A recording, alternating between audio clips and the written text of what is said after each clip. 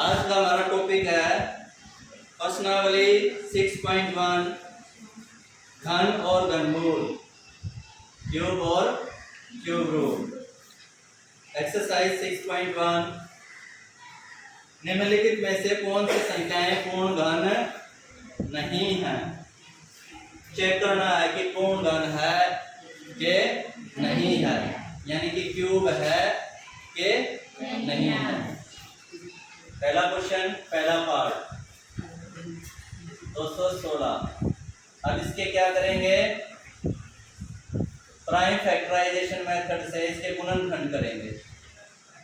पीछे 6 है तो 2 से भाग होगा, 2 एकम 2, आगे 1 आ गया, 1 पे टेबल नहीं जाती 2 की, इसलिए 0। अब 16 हुआ, 2 अठे फिर 2 से 2 पंजे 10, 2 चौके 8, फिर 2 से 2 दूनी 4, 1 बच गया, 14 हुए, 2 सते, फिर 3 से 3 नीम 27, फिर 3 से 3 तिया 9, फिर 3 से 3 एकम 3।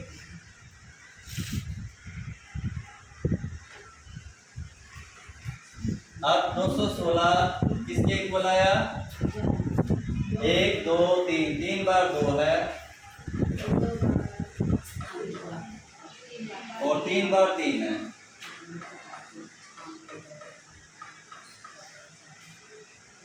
जिस तरह से वर्गमूल में 2 का पेयर देखते थे, इसमें 3 का समूह देखेंगे। 3 का पेयर, 3 का पेयर है,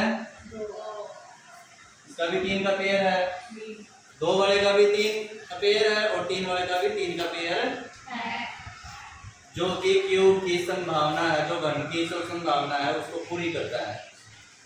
तो इसका मतलब क्या है, 216 पूर्ण घन संख्या है। पूर्ण घन संख्या वह सबसे छोटी संख्या ज्ञात करो जिससे निम्नलिखित संख्याओं को गुणा करने पर पूर्ण घन प्राप्त हो जाए। Exercise 6.1 class 8।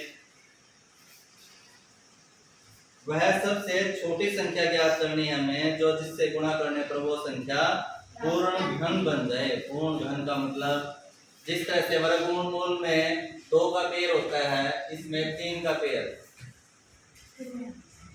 चेक करेंगे, अब देखो 2 + 4 6, 6 + 3 9, यानी कि 3 से विभाजित होगा ये। 3 अठे 24, 3 एकम 3 दूनी 6, 2 बच गए, 21 हो गए, 3 सते 21, 3 नीम 27, 3 तिया 9 और 3 एकम 3।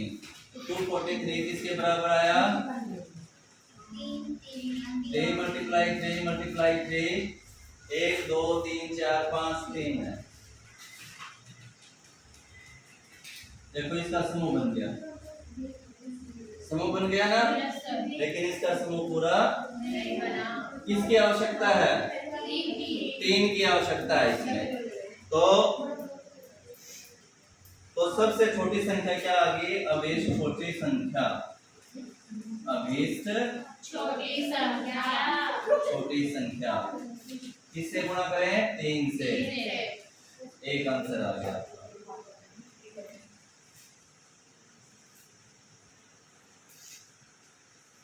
बस इतना ही। 1 class 8 question number 2 5th part. वह सबसे छोटी संख्या ज्ञात करो जिससे निम्नलिखित संख्या को गुणा करने पर पूर्ण घन प्राप्त हो। पीछे 0 है तो इसका मतलब 2 से विभाजित होगा। 2 पंजे 10, 0 की 0, 2 से विभाजित होगा, फिर से 0 थी, 2 दूनी 4, 2 पंजे 5 आ गया, पीछे इकाई काम, तो 5 से विभाजित होगा, 5 पंजे 25, 5 से 5 एकम 5, तो 100 बराबर है 2 × 2 5 × 5। तो अभिष्ट छोटी संख्या